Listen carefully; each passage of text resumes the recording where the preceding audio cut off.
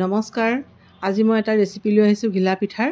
বৰা চাউল আৰু জহা চাউল মিলাই বনোৱা এয়া ঘিলা পিঠা। বৰা চাউল দিলে কোমল হ'ব, সেইকাৰণে এয়া প্ৰথমতে এইখিনি মই গুড় দি সানিছোঁ আৰু এইখিনি মই নিমখীয়াকৈ ৰাখিছোঁ। অকল নিমখ দিছোঁ, একো বেলেগ দিয়া নাই, আৰু ইয়াত অকল গুড় দিছোঁ।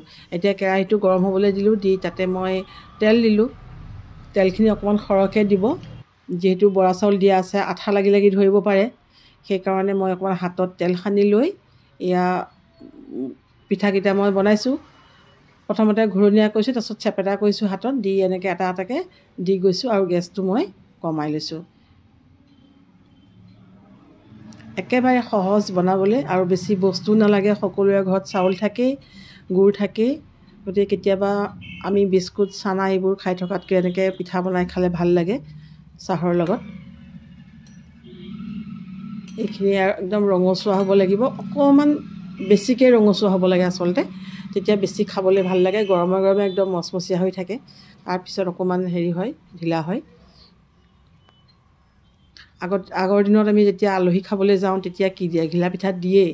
প্ৰত্যেকৰ ঘৰতে ঘিলা পিঠা থাকে, নহয় জানো?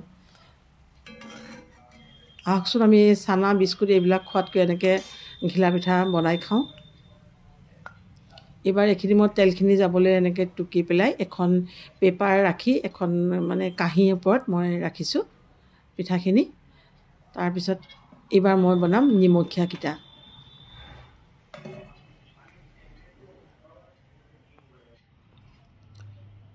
নিমখীয়াকেইটা বনোৱাৰ পিছত মই পিছত বাকীখিনিও বনাইছোঁ খাই চাবৰ কাৰণে। বোলো প্ৰথমতে নিমখীয়াও কেইটামান বনাই লওঁ।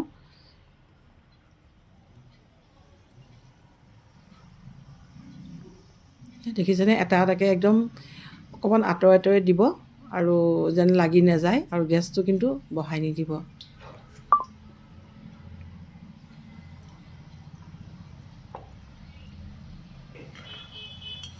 বৰ ভাল লাগে এনেকৈ খাই,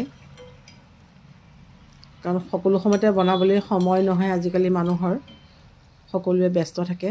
তাৰ ভিতৰতে যদি কেতিয়াবা এনেকৈ কেইটামান বনাই খায়, সঁচাই ভাল লাগে।